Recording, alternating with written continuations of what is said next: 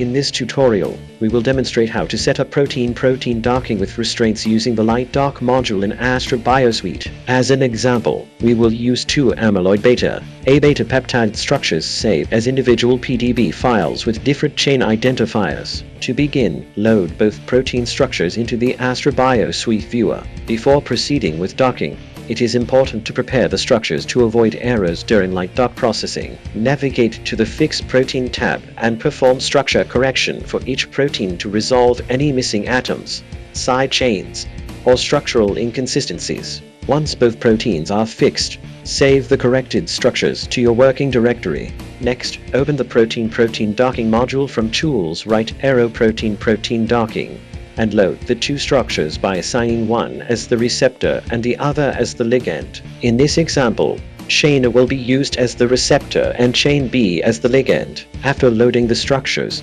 navigate to the Restraints Filtering section and enable the option Enable Restraints Filtering.